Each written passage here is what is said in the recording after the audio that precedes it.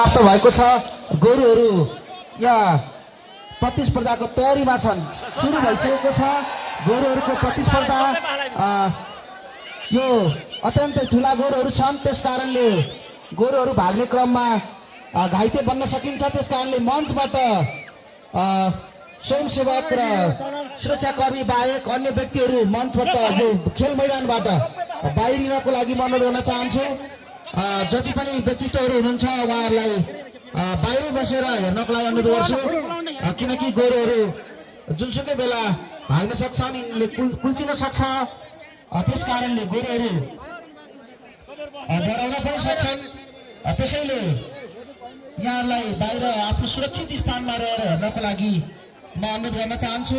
र अब यसै बिचमा मैले अघि पूर्वाभ्यास गरे बमोजिम हाम्रो यो कार्यक्रममा आयोजकको निमन्त्रणलाई स्वीकार गर्दै गीतका दोहोरी गीतका पारखीहरू तथा राष्ट्रिय रूपमा चर्चित व्यक्तित्वहरू हाम्रो मञ्चमा आइसक्नु भएको छ,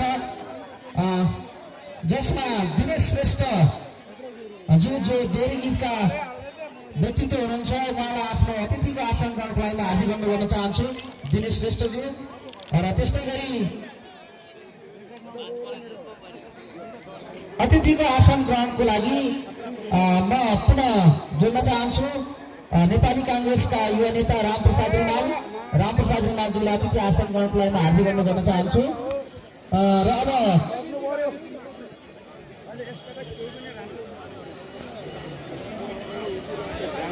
अब हामी यस बिचमा यो नेपालका टप गोरुहरूको प्रतिस्पर्धालाई पनि अवलोकन गर्दै जानेछौँ। र यसै बिचमा म हाम्रा आजका प्रमुख अतिथि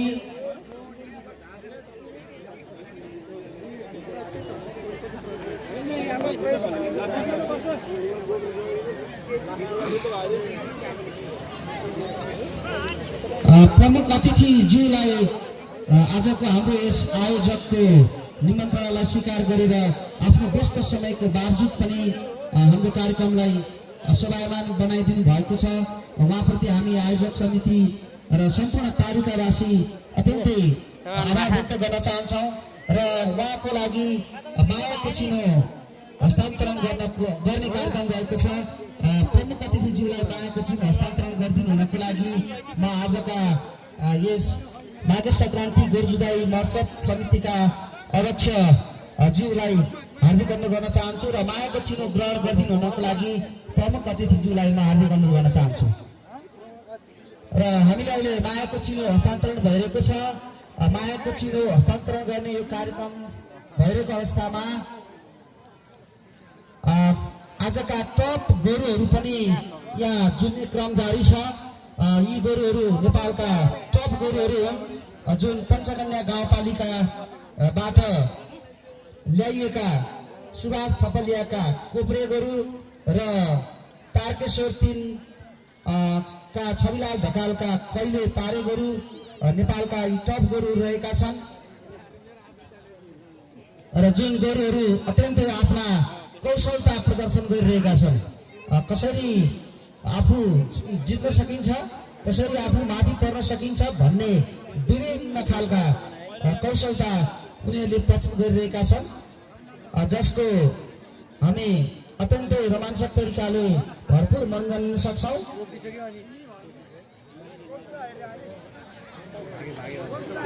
र यसै बिचमा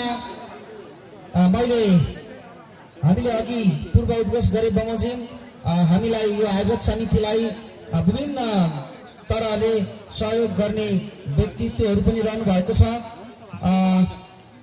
जस अन्तर्गत मेरो माइक्रो फाइनान्स लघु वित्त वित्तीय संस्था लिमिटेडले यो गोरुजुधाई मेला महोत्सव समितिलाई सहयोग स्वरूप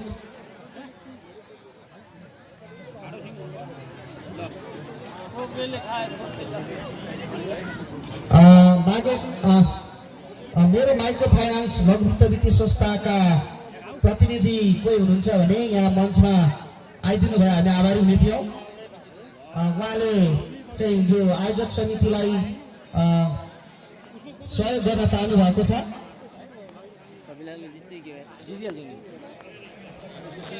मेरो माइक्रो फाइनान्स लघु वित्त वित्तीय संस्था लिमिटेडले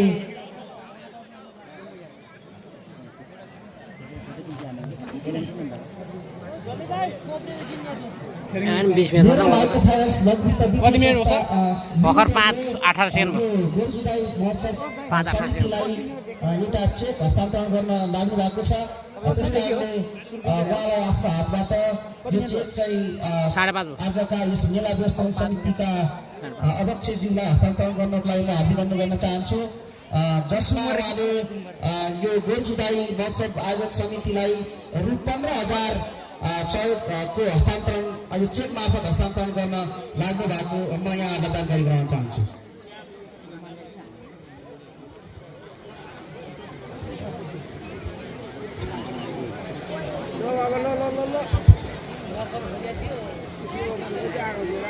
हामी माघे सङ्क्रान्ति मेला गोरजुदाई मेला महोत्सव समितिलाई सहयोग गर्ने मेरो माइक्रो फाइनान्स लघु वित्तीय संस्थाप्रति अत्यन्तै आभार व्यक्त गर्न चाहन्छौँ। उहाँहरूले हाम्रो यो कार्यक्रमलाई मन पराएर अथवा यो कार्यक्रमको थप उज्जवलताको लागि र यसलाई थप प्रसारको लागि 15,000 सहयोग गर्नुभएको छ। यसप्रति हामी आयोजक समिति अत्यन्तै धन्यवाद र आभार प्रकट गर्न चाहन्छौँ। उतातिर खेल मैदानमा नेपालका टप गोरुहरू कोप्रे गोरु, पञ्चकन्या र कल्ले तारे गोरु, तारकेश्वर टिमका गोरुहरू बिचको 45 मिनट प्रतिस्पर्धा लडाइँ चलिरहेको छ।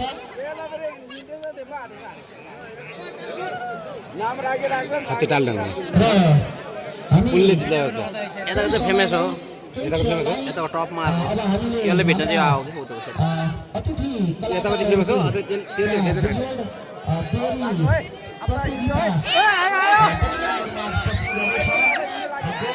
जुन क्रम जारी छ, गोरुहरू थकित अवस्थामा गइरहेका हामीले देखिरहेका छौँ। तसर्थ कुनै पनि बेला गोरुहरू भाग्न सक्छन्। भाग्ने क्रममा जुनसुकै बाटोबाट भाग्न सक्छन्। त्यस कारणले दर्शक महानुभावहरू गोरुको नजिक नजादिनु होला। गोरुको नजिक जाँदाखेरि हामी घाइते बन्न सक्छौँ। गोरु भाग्ने भागदौड गर्ने क्रममा जान्न कता हाडा त जाँदैन हौ।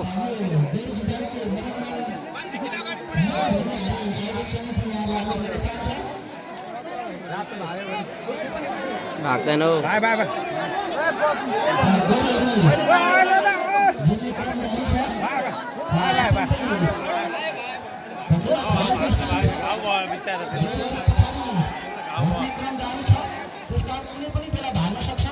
भाग्दैन हौ।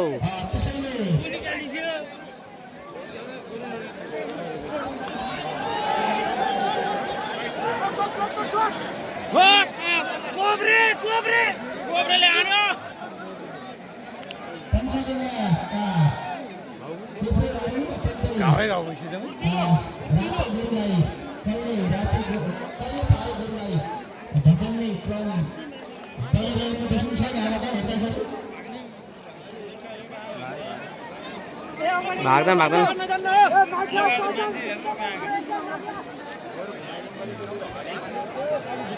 मान्छे बुको जाँदैन।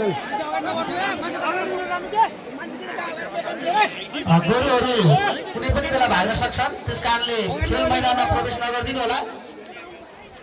कुनै पनि बेला गोरु भागदौड गर्ने क्रममा हामी घाइते बन्न सक्छौँ। अलि उता जानु त पुरै मान्छे पछि जानु त रसी भन्दा बाहिर रसी जानु हाम्रो धारणा हो। पछाडि डोरी भन्दा पछाडि डोरी भन्दा पछाडि भन्नु सर